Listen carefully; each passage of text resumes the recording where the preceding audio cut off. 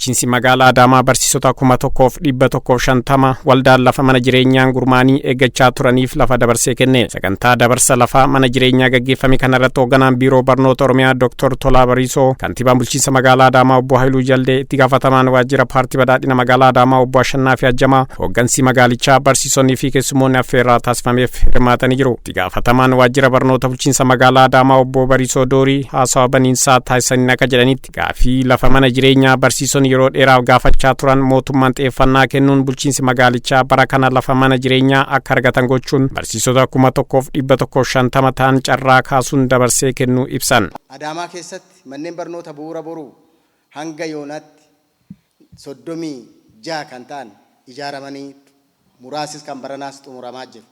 Kun hirmaannaa uummataati.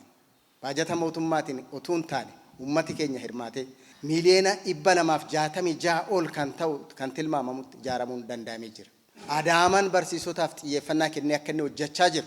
Inisheetiiviiwwan adda addaa bocee barsiisota kanaaf dursi kennamuu qaba. Barsiisotaaf deeggaruu jechuun barsiisotaaf lafa mana jireenyaa kennuu jechuun hawaasa hundaaf kennuudha jedhee bulchiinsi magaalaa Adaamaa kabajamoo kantiibaan xiyyeeffannoo guddaa kennuutiin koree isaanii wajjin xiyyeeffannoo guddaa murtoo guddaa kennuutiin yeroo hunda dhimma barsiisotaa waan adda durummaa waan murteessaniif. Kantiibaan bulchiinsa magaalaa Adaamaa obbo Haayiluu Jaldee akka jedhanitti akka magaalichaatti hojiileen gama dinagdee, hawaasummaa, siyaasaa fi inisheetiivoota misooma garaagaraatiin hojjetamaa jiru milkaa'inni guddaa dhufaa jiraachuu eeruun hojiin qulqullina barnoota eeguu fi caba barnootaa suphuuf faayidaa barsiisotaa eeguun barbaachisaa ta'uu ibsan. Barsiisaan bu'uura waan hundaati. Barnoonni bu'uura waan hundaati. Karoorri keenya jijjiirama barii akka mootummaa naannoo Oromiyaatti qophaa'ee hojiirra oolaa jiru gurguddaan karoorri imala badhaadhinaaf sabboonummaan Oromummaa ittiin mirkaneeffamu galmoota gurguddoo 3 qaba. Galmi tokkoffaa fi olaanaan uummata keenya barnoota fi teekinooloojiidhaan qaruudha. Galmi lammaffaan uummata keenya diinagdeedhaan humneessuudha. Galmi sadaffaan uummata keenyaaf sirna cimaa ijaaruudha. Kana malees dhimmoota haala baruuf barsiisuu cimsuuf daree barataa fi barsiisaa waliin qindaa'uun hojjechuun dhaloota barate biyya jijjiiruu horachuun murteessaa ta'uu ibsan. Saayinsii fi teekinooloojiin guddachuu, aadaa dubbisuu, aadaa hojii fooyyeffachaa deemuu, aadaa qusannaa hawaasa barsiisuun qaala'iinsa jireenyaa barsiisotaa furuuf lafti mana jireenyaa guyyaa har'aa dabarfamee kennamuu obbo Haayiluun ibsan. Qulqullinni barnootaa mirkanaa'uu danda'a jennee kan amannu nuti hanga ta'e yaaluu dandeenya. Hoggansi sarkaan jiru gahee qabaachuu danda'a. Inni guddaan garuu waan sadeen natti fakkaata. Baruu barsiisuu jennee allaallu. Barataa, barsiisaa, daree jechuudha.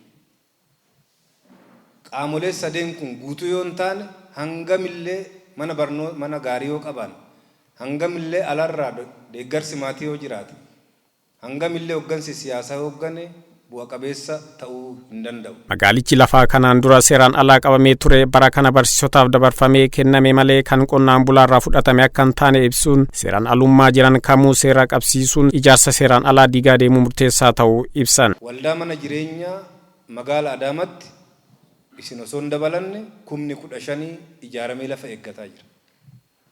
15,000 lafa kennuun qonnaan bulaa 10,000 qabeenya isaarraa kaasuu jechuudha. Isa hin goonuu jenna. Lafti har'a isinii dabarsinu parsantii 99 lafa seeraan ala qabamee tureedha jechuudha. Waldaalee lafa mana jireenyaa kanaan dura gurmaanii eeggachaa jiran obsaan eeggachaa deemuun kanneen lafti kennamee fi lafa qabatanii ta'an gara ijaarsatti akka galan dhaamsa dabarsan. Hoogganaan biiroo barnoota Oromiyaa Dr. Tolaa Bariisoo ergaa dabarsaniin akka jedhanitti kabajni barsiisotaaf mala jechuun hojiin barnoota cimsuu, gaafii lafa mana jireenyaa deebisuun, manneen barnoota galii isaanii akka cimsatan gochuu, inisheetiivoota misoomaa cimsuuf sheediiwwan jiran bulchiinsi magaalichaa dabarsee kennuun hojii fakkeenyummaa qabuudha jedhan. Hojii barnootaa kana haalaan bakkee fakkeenyi guddaan jiru keessaa tokko Adaamaadha jechaadha. Lafa mana barumsaa kabachiisanii manneen barnootaa kaartaa akka qabatan godhanii jiru.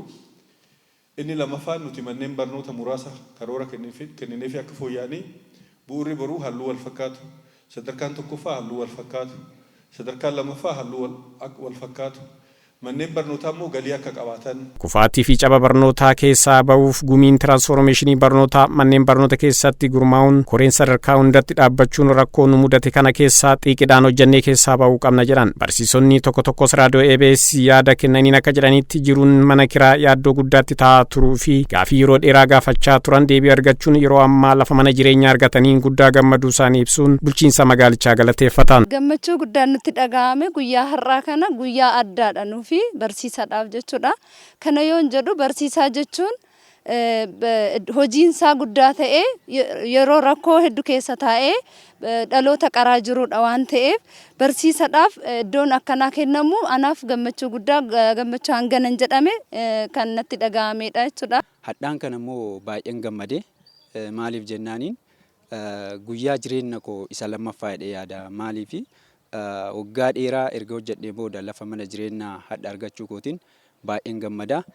Gaafii yeroo dheeraa gaafatamee farra gaafii deebiin argamee jedhu qaba.